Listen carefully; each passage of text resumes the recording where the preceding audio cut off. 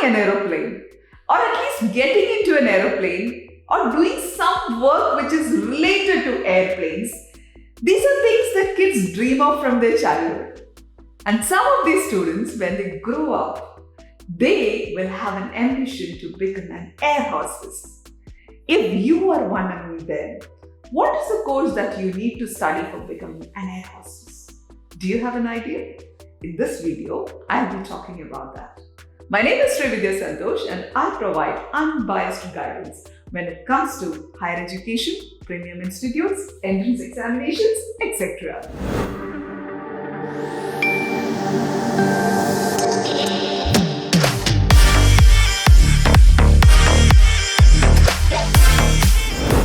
In India, there are a lot of institutes that offer cabin crew training. Don't get confused by the term cabin crew, air hostess, flight attendant, etc. Nowadays, most of the airlines use the term flight attendant because it is a gender-neutral term. Air hostess is specifically female-oriented term. That is why the airlines are using the term flight attendant. It is not mandatory that you should go to a training institute and get a cabin crew training or flight attendant training to apply to an airline. That is one thing that you all should be reminded of. Then you may be thinking, why the hell are people going for the training? Why are the institutes charging this much? It is to groom you. If you are a person with excellent communication skills, personality, attitude, and if you have the height that the airline is asking for because there are certain physical standards that you have to keep, if all these things are there, you can directly apply to an airline. But if you're not groomed properly, your body language is not correct, your personality needs to be groomed, your communication skills are not in par, then obviously it is good to go to a training institute like that and get trained. That will be helpful for you.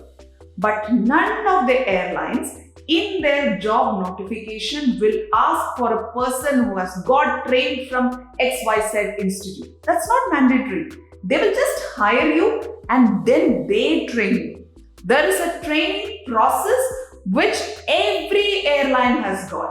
So they hire you and they train you. That is how you get on board. The minimum educational qualification of airline is +2. It is not mandatory that you should complete your degree program.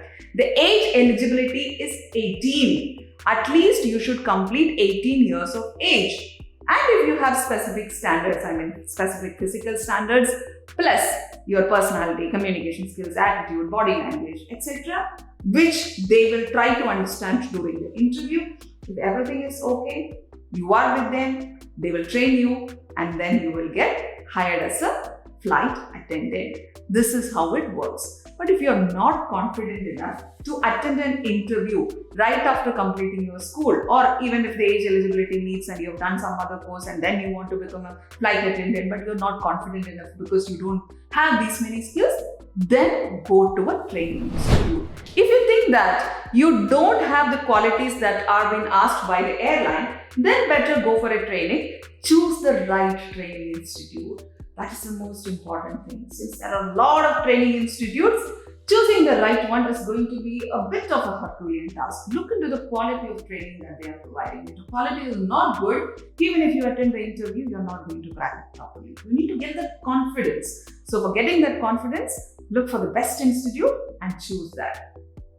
After all these things, when I say after all of these things, again I'm telling you, it is not mandatory that you should go to a training institute and get trained. If you're confident enough, you can directly apply. How will you directly apply? Look for the different airlines, for example, Emirates, Etihad, Indigo, whatever it is. Get into their site. The recruitment announcement will come in their official site. You can apply online. And if you are selected, they will call you for the second process. That is how the whole process goes. So instead of going through a third party, please be reminded that you can always apply directly. Good luck.